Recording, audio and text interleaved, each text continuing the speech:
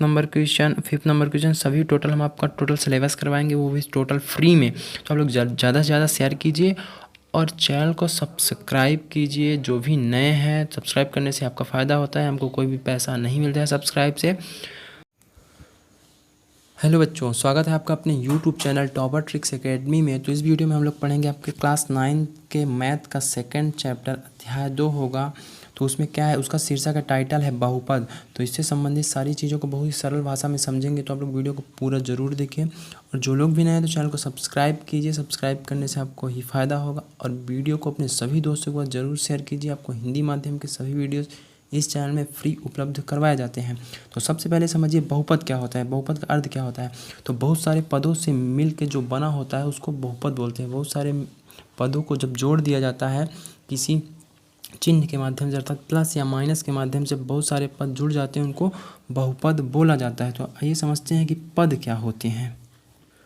तो देखिए, हमने आपके सामने एक बहुपद लिखा है, बहुपद लिखा है। तो इसमें क्या है, इसमें जो ये है 3x² एक पद है, 4x एक पद है और 6 एक पद है। तो ये तीन पद प्लस के माध्यम से जुड़े हुए हैं, प्लस चिन्ह के माध्यम से जुड़े हुए हैं। अगर जो हम इनके बीच में माइनस भी कर देते हैं, के बीच में अगर जो हम माइनस भी कर देते हैं तो भी कोई दिक्कत नहीं, लेकिन प्लस या माइनस के, केवल प्लस और माइनस से जब पदों को जोड़ा जाता है तो ये सारे मिल के क्या कहलाते हैं, ये सभी मिल के एक बहुपद कहलाते हैं। तो 3x² + 4x - 6 जो है वो एक बहुपद है। आप इनके स्थान पे, जैसे आप इनके स्थान पे कोई भी संख्या ले सकते हैं। 6 के स्थान पे कोई भी संख्या ले सकते हैं, 4x के स्थान पे कोई भी ले सकते हैं, 5y ले लीजिए, 6z ले लीजिए, कोई भी संख्या हो सकती है। लेकिन इसी तरह के स्ट्रक्चर होना चाहिए। घात कुछ भी हो सकती है, x की घात 1 भी हो सकती है, x की घात 5 भी हो सकती है, x के स्थान पे y भी हो सकता है। तो जब बहुत सारे पद प्लस या माइनस के माध्यम से जुड़े होते हैं तो उनको बहुपद बोला जाता है। उम्मीद है आपको अच्छे समझ में आ गया होगा। अब हम लोग देखते हैं प्रश्नावली 2.1 के बारे में पढ़ते हैं। तो इसका फर्स्ट क्वेश्चन क्या बोल रहा है, पहला प्रश्न बोल रहा है कि निम्नलिखित व्यंजनों में कौन कौन से एक चर में बहुपद है और कौन कौन नहीं है, कारण के साथ समझाइए। तो सबसे पहले समझते हैं हम लोग कि ये जो लिखा हुआ है चर, यहाँ जो चर लिखा हुआ है इसका अर्थ क्या होता है। तो चर जो होता है इसको समझिएगा, जैसे चर इंग्लिश में होता है वेरिएबल, जिसके मान बदलते रहते हैं। ऐसी राशियाँ जिनके मान बदलते रहते हैं, फिक्स नहीं रहते हैं, उनको चर बोला जाता है। जैसे हो गया आपका ए से लेके जेड तक जितनी भी राशियाँ आती हैं, x y z a b c d e f g h y z, जितनी भी ये चीज़ें, इनको क्या बोला जाता है, इनको चर आप लोग बोल सकते हैं। और समझिए अचर क्या होता है, ऐसी राशियाँ जिनके मान हमेशा फिक्स होते हैं वो अचर कहलाते हैं। जिनके मान हमेशा हर स्थान पे और हर समय एक ही होता है वो अचर कहलाते हैं। जैसे ले लीजिए आप लोग 1 2 3 4 5, चाहे इनको आप जहाँ ले जाइए इनके मान, 5 का मान हमेशा 5 ही रहेगा। चाहे आप अमेरिका में ले जाइए, चाहे भारत में, चाहे पाकिस्तान, चाहे जहाँ ले जाइए 5 का मान हमेशा 5 ही रहेगा। चाहे 5 बजे देखिए, चाहे 4 बजे देखिए, किसी भी टाइम पे। तो ऐसी राशियों को हम लोग अचर राशियाँ बोलते हैं। ठीक है, तो अब आगे बढ़ते हैं, देखते हैं यहाँ जो व्यंजक लिखा हुआ है। अब व्यंजक का अर्थ क्या होता है। तो अब व्यंजक की परिभाषा आप लोग लिख सकते हैं कि चर व अचर राशियों का संयुक्त रूप व्यंजक कहलाता है। जैसे अचर राशि हम लोग ले लेते हैं, जैसे हो गया आपका 4x 4√x हो गया, -5√x हो गया, +3 कर दीजिए। ठीक, तो ये क्या हो गया, ये एक व्यंजक हो गया। ठीक, ये क्या है, ये एक व्यंजक है जो जो चर व अचर दोनों राशियों से मिल के बना होता है। ये हो गया आपकी अचर, ये हो गया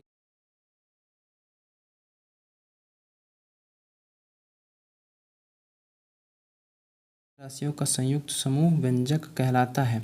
इस तरह से लिख देते हैं कि 2x² + √y + 5। तो ये एक क्या होगा, ये एक व्यंजक हो गया। क्योंकि समझिए ये जो है ये एक अचर राशि है। ये कैसी राशि है, 1/2 है। इसकी घात क्या है, इसमें रूट लगा हुआ है। जिस संख्या में रूट लगा होता है वो सभी राशियाँ कहलाती हैं। सॉरी चर ही होती हैं, सॉरी चर ही होती हैं अगर जो इसकी घात कुछ भी हो, लेकिन यह क्या होगा, यह बहुपद में शामिल नहीं होगा। अगर जो इसकी घात पूर्ण नहीं है तो यह बहुपद में शामिल नहीं होगा। क्यों? क्योंकि समझिएगा चर व अचर राशियों का संयुक्त रूप, लेकिन चर की घात हमेशा बहुपद का जो वो होता है, परिभाषा होती है कि चर व अचर राशियों का संयुक्त रूप, लेकिन चर की घात हमेशा पूर्ण होनी चाहिए। चर की घात हमेशा क्या होनी चाहिए? पूर्ण होनी चाहिए। यहाँ पास क्या है आपकी, जो यहाँ चर की घात है यह अपूर्ण है। 1/2 क्या है? ये एक पूर्ण संख्या नहीं है, ये इसलिए यह बहुपद में नहीं आएगा, लेकिन यह एक चर ही कहलाएगी। तो आप लोग बहुपद की अच्छे से परिभाषा लिख सकते हैं कि चर व अचर राशियों का संयुक्त समूह, लेकिन चर की घात हमेशा पूर्ण संख्या होनी चाहिए। अब पूर्ण संख्या क्या होती है? पूर्ण संख्या आपकी होती है 0 से लेके 1 2 3 4, 0 के आगे जितनी भी संख्याएं हैं इनफाइनाइट अनंत तक, वो सभी क्या है? पूर्ण संख्या कहलाती हैं। 0 और प्राकृतिक संख्याओं का जो समूह है वो पूर्ण संख्या कहलाती है। तो इसमें चर की घात हमेशा पूर्ण संख्या होनी चाहिए। देखिएगा, थोड़ा सा समझिएगा। यहाँ जैसे हम एक बहुपद लिख रहे हैं, एक बहुपद हम लिख रहे हैं जैसे कि है 4x² - 5x + 2 लिख दिए। तो यहाँ क्या है? यहाँ x की घात जो है, यहाँ चर की घात अर्थात x की घात जो है वो पूर्ण है। x की घात यहाँ भी पूर्ण है, x की घात यहाँ भी पूर्ण है, 1 है। x की घात 1 है, ये वाली है ना, ये वाली x की घात क्या है? 1 है। तो ये भी पूर्ण संख्या है, दोनों 2 और 1 पूर्ण संख्या है। तो जब चर की घात पूर्ण संख्या होती है तो उनको बहुपद में शामिल किया जा सकता है। तो ये एक बहुपद है। 4x² - 5x + 2 एक बहुपद है।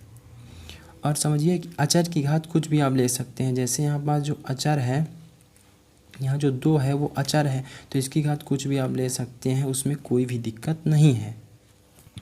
आइए हम लोग क्वेश्चन करेंगे तो आपको ज़्यादा समझ में आ जाएगा। तो फर्स्ट नंबर क्वेश्चन क्या बोल रहा है कि इसमें एक चर में बहुपद कौन सा है? एक चर में बहुपद कौन सा है? ठीक, तो ये क्या है? 4x² - 3x + 7। तो चेक करना है और कारण सहित बताना है।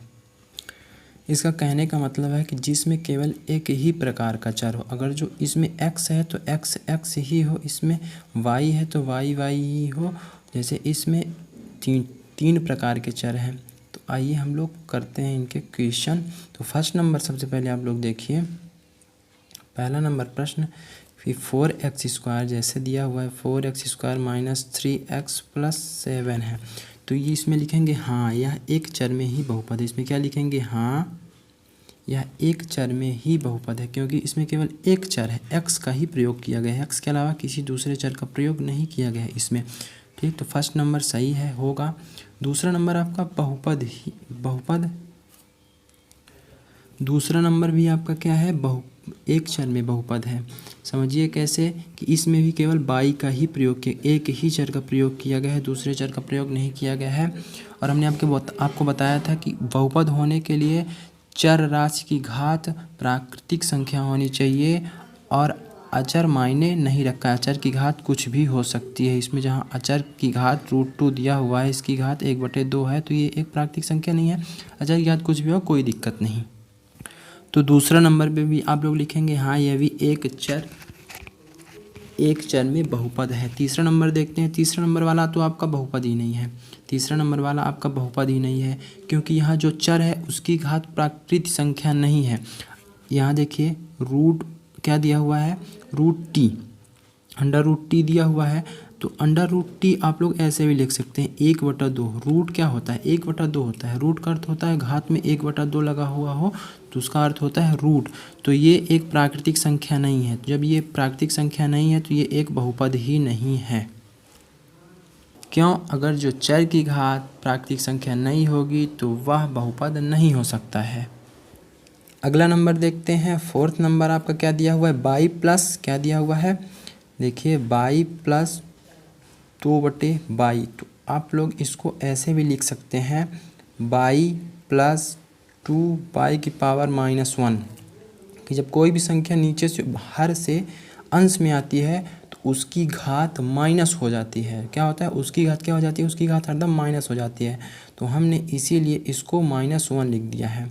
सबसे पहले ये समझिए कि जब किसी भी राशि के ऊपर कुछ भी ना लिखा हो, जैसे ये x लिखा हुआ है तो इसका अर्थ होता है x की घात 1, y लिखा हुआ है तो इसका अर्थ है y की पावर 1 अर्थात इसकी घात 1 है, लेकिन 1 को लिखा नहीं जाता है, इनको केवल ऐसे ही x लिख दिया जाता है बस। देखिए आगे हम लोग देख लेते हैं कि इसमें क्या था, -1 है। -1 एक प्राकृतिक संख्या नहीं है। प्राकृतिक संख्या कौन कौन सी है? 0 से आगे वाली जितनी भी धनात्मक संख्या है वो प्राकृतिक संख्या है, और ये -1 एक प्राकृतिक संख्या नहीं है, इसीलिए आपका ये बहुपद नहीं है, ये भी आपका बहुपद नहीं है। क्या लिखेंगे इसमें? चौथे नंबर में लिखेंगे एक बहुपद नहीं है। और कारण क्या लिखेंगे? क्योंकि इसमें y की घात प्राकृतिक संख्या नहीं है, अर्थात एक चर की घात प्राकृतिक संख्या नहीं है, इसलिए यह बहुपद नहीं है। अगला देखिए आप लोग 5 नंबर क्वेश्चन, 5वां नंबर प्रश्न क्या है? 5वां नंबर है आपका x की घात 10 प्लस y की घात 3 प्लस t की घात 50। तो ये क्या पूछा है? एक चर में बहुपद, एक चर में जिसमें केवल एक ही प्रकार का चर शामिल हो। इसमें 3 प्रकार के चर शामिल हैं। कौन कौन से? एक x शामिल है, एक y शामिल है, एक t शामिल है। तो यह क्या है? ये एक चर में बहुपद नहीं है, यह त्रिचरीय बहुपद है। 3 प्रकार के चर इसमें शामिल है, x शामिल है, y शामिल है, t शामिल है। तो इसमें क्या लिखेंगे? यह एक चरीय बहुपद नहीं है। क्यों? क्योंकि इसमें 3 प्रकार के चर शामिल हैं। आपको कारण ये लिखना है इसमें। उम्मीद है आपको समझ में आ गई होंगी टोटल चीज़ें। तो हमने आपको अभी व्यंजक अच्छे से नहीं समझाया, तो आइए थोड़ा सा व्यंजक आपको समझा देते हैं। तो व्यंजक क्या होता है? व्यंजक के अंदर आपका बहुपद भी आ जाता है। क्यों? क्योंकि व्यंजक में चर की घात कुछ भी हो सकती है। जैसे हमने क्या लिखा? हमने फिर से लिखा आपका 6y ले लिया, इस बार 6y का स्क्वायर प्लस कर दिया 5z कर दिया और प्लस कर दिया 4, कुछ भी कर सकते हैं, 8 कर दिया। तो इसमें जो है ये जो लिखा हुआ ये बहुपद भी है, व्यंजक भी है।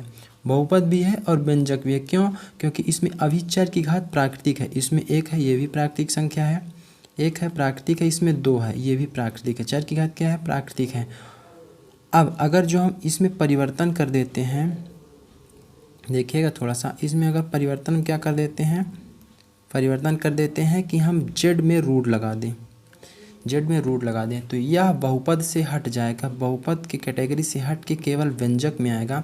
क्योंकि व्यंजक में यह निश्चित नहीं है कि जो चर है उसकी घात प्रकृति ही होनी चाहिए, प्रकृति नहीं भी होगी तो भी वो व्यंजक ही होगा। तो यहाँ पास आपके एक बहुपद की एक जो पद है उसकी घात प्राकृत नहीं है, तो यहाँ z की घात क्या हो गई? 1/2 हो गई। जो 1/2 है आपका, 1/2 है वो प्राकृत नहीं है, इसलिए अब ये बहुपद की कैटेगरी से हट के केवल व्यंजक की कैटेगरी में आ चुका है। ठीक, उम्मीद है आपको सारी चीज़ें अच्छे से समझ में आ गई होंगी। और समझिए थोड़ा सा समीकरण के बारे में जानते हैं। समीकरण क्या होता है? समीकरण अगर जो आपको लिखना है तो देखिएगा, समीकरण भी हम आपको समझाए दे रहे हैं इसी वीडियो में। समीकरण क्या होता है? समीकरण होता है अगर जो आप बहुपद या व्यंजक, बहुपद या व्यंजक के बराबरी में शून्य रख दें। क्या रख दें? शून्य रख दें। जैसे हमने लिखा 4x² plus 3y minus z और कर दिया बराबर में 0। क्या कर दिया? बराबर में 0। तो ये क्या होगा? ये हो गया समीकरण। अगर जो व्यंजक के बराबर में 0 कर देंगे, व्यंजक के बराबर में 0 कर देंगे तो ये क्या हो जाएगा? इसको बोल देंगे हम लोग समीकरण। जब व्यंजक के बराबर में शून्य लग जाए या उसके बराबर में शून्य हम लोग लगा दें तो उसको हम लोग समीकरण बोलते हैं, वह समीकरण कहलाता है। 1.2 का दूसरा प्रश्न देखते हैं, 2.1 का दूसरा प्रश्न देखते हैं। निम्नलिखित में से प्रत्येक में x² का गुणांक लिखिए। तो x² का गुणांक का अर्थ होता है गुणा किया हुआ अंक, गुणा किया गया अंक। चर के साथ गुणा किया हुआ अंक आपका गुणांक कहलाता है। तो देखिए इसमें हम लोग कहाँ, आप लोग समझिएगा गुणांक क्या होता है। गुणा किया हुआ अंक गुणांक कहलाता है। इसमें x² गुणांक केवल देखना है। इसमें जब आपको केवल x² बस लिखा हुआ दिखाई दे रहा है, जैसे यहाँ पास लिखा हुआ है 2 + x + x² + x, ये 2 है। ठीक, तो यहाँ आपका कुछ नहीं दिखाई दे रहा है गुणांक में केवल x बस दिखाई दे रहा है यहाँ लिखा हुआ, लेकिन हर एक चर या अचर का गुणांक एक अगर उसके साथ कुछ ना हो तो एक होता है। अगर जो हम एक में एक्स स्क्वायर का गुणा करेंगे तो उसका मान तो एक्स स्क्वायर ही आएगा, तो इसीलिए एक को नहीं लिखा जाता है। ठीक, तो आप लोग यहाँ क्या लिखेंगे, आप लोग यहाँ लिखेंगे एक्स स्क्वायर का गुणांक एक है। पहले वाले में एक्स स्क्वायर का गुणांक क्या है, पहले वाले में एक्स स्क्वायर का गुणांक आपका 1 हो जाएगा। यहाँ लिखेंगे एक्स स्क्वायर गुणांक इसमें 1। ठीक, इसमें देखिए इसमें क्या है, एक्स स्क्वायर गुणांक माइनस लगा हुआ है, माइनस अर्थात इसमें -1 है, अर्थात इसमें ऋण 1 है। ऋण क्या है, ऋण 1 है, -1। इसमें दूसरे नंबर में एक्स स्क्वायर गुणांक ऋण 1 है। ठीक, अगला देखिए तीसरा नंबर कौन सा है, तीसरा नंबर देख लेते हैं। तीसरा नंबर है आपका थर्ड नंबर, ये है π/2 एक्स स्क्वायर प्लस एक्स। तो इसमें एक्स स्क्वायर का गुणांक है आपका π/2। एक्स में गुणा किया गया कौन सा अंक है, π/2 है ना, तो यही आपका एक्स थर्ड नंबर में एक्स स्क्वायर का गुणांक है। आप लोग लिख लेंगे कि तीसरे नंबर में एक्स स्क्वायर का गुणांक π/2 है। अगला नंबर देखिए, इसमें क्या है, √2x देखिएगा, √2x -1 दिया हुआ है। इसमें तो एक्स स्क्वायर है ही नहीं। एक्स स्क्वायर क्यों नहीं है, क्योंकि इसमें एक्स स्क्वायर का जो है गुणांक 0 है। जैसे हमने लिखा एक्स स्क्वायर, इसमें एक्स स्क्वायर का गुणांक 0 है, इसलिए x 0 हो गया है, शून्य है।